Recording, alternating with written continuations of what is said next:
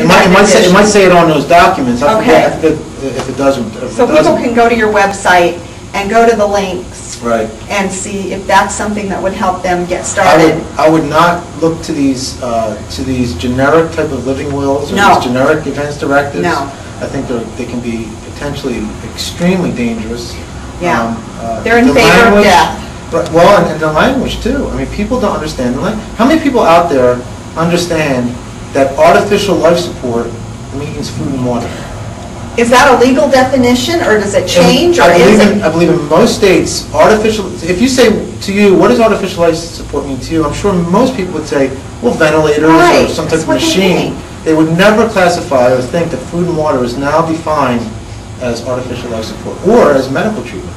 Well, what about all the babies out there in their baby bottles? Are they Right. now artificially, supported? This has got to stop. This has got to stop, and Portlanders need help more than anyone. As you know, we passed assisted suicide here, the only place in the nation you can legally kill yourself with the help of a doctor. We need this message, and we need a message of life. We need to wake up, Portland, before everybody else follows. And you're doing so much good, and I appreciate it so much. Thank you.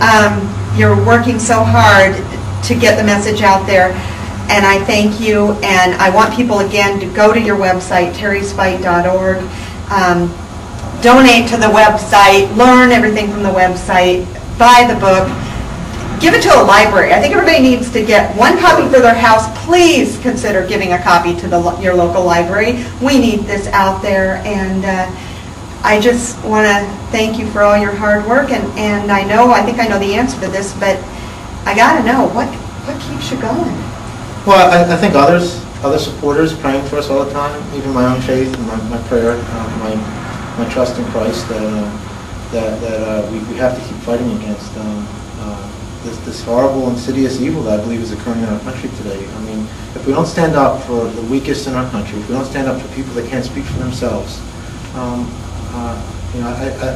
hate to say, with what I've seen the past few years, the direction we're heading as a nation, and God willing, I'm going to keep speaking out about this as long as I possibly can, because we have to be there for these vulnerable individuals, because their lives are just as precious and just as valuable and just as sacred as any able-bodied person's.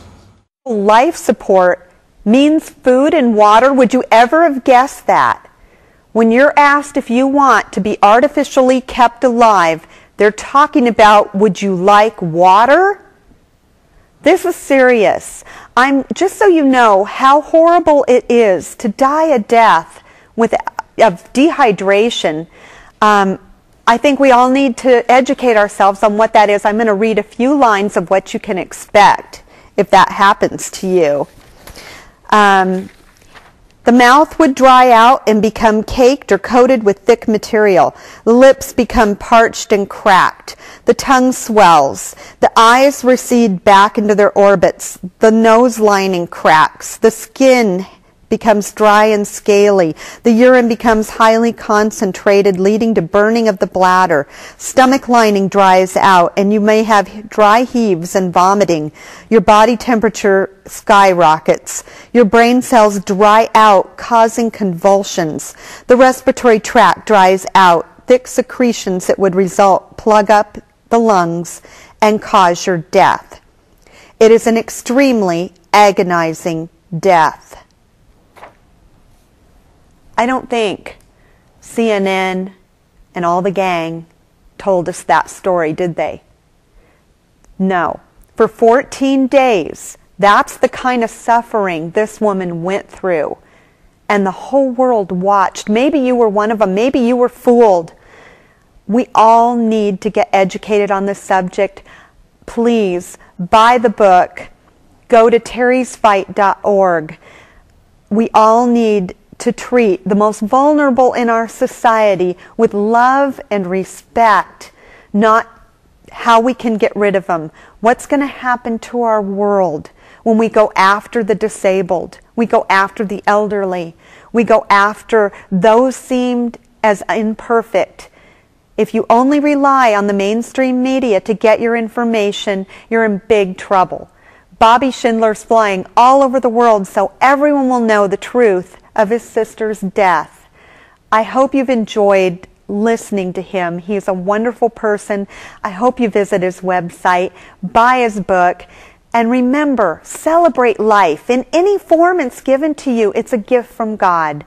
All life is sacred. It was a wonderful conference, and it was a wonderful interview with Bobby Schindler. I'm so glad you could join us.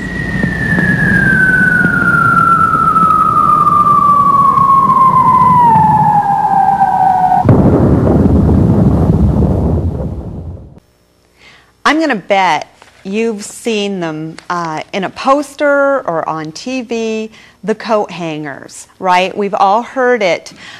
We need legalized abortion in this country because women are going to die from back alley abortions, and they're waving the coat hangers to show what that meant exactly, and that was a terrible way for women to get abortions, and it's all over the place. Well, let me tell you something. There is another point of view. I'm going to read some quotes about this whole coat hanger idea. It is what we're calling a myth because we can't find any truth to it whatsoever. Right now, I'm going to read an actual quote from Why Can't We Love Them Both, the book written by Dr. and Mrs. J.C. Wilkie.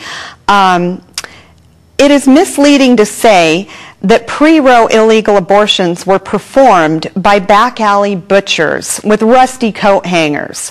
The president of Planned Parenthood, Dr. Mary Calderon, in a 1960 American Journal of Health article said, 87% of all illegal abortions were performed by licensed physicians in good standing. She also concluded 90% of all illegal abortions are presently done by physicians. That was in 1960. The pro-aborts claim in 72, the year before the Supreme Court legalized abortion, there were 1 million illegal abortions and 5,000 to 10,000 women died a year. That is a lie. The actual number was 39. That's less than 1 per state. Margaret Sanger, as you probably have heard, was the founder of Planned Parenthood, the #1 provider of abortions in this country. She stated, "I grew up with whispered horror tales of coat hanger deaths. True, I never knew anyone who died under such circumstances." That was from Margaret Sanger, the founder of Planned Parenthood. Also, the Wilkies said this, "We've lectured nationwide on abortion on an average of 1 city a week for 3 decades. That's 30 years. 1 city a week. We frequently ask the audience to provide documented proof of a self-induced coat hanger abortion. In all this time, not one person has given us 1 single case. It may well be there never were any coat hanger abortions." This is a myth that keeps on going. And I want to tell you, there was somebody that recently was working for the pro-life side, and the pro-abort spread coat hangers all over her front lawn to intimidate her and to harass her. And our good buddy Janet Folger from Faith to Action got her on the phone and said, "Do you know what you need to do? You need to gather up all those coat hangers and you need to use them to hang up baby clothes." So that's what coat hangers need to do. And that is not a myth.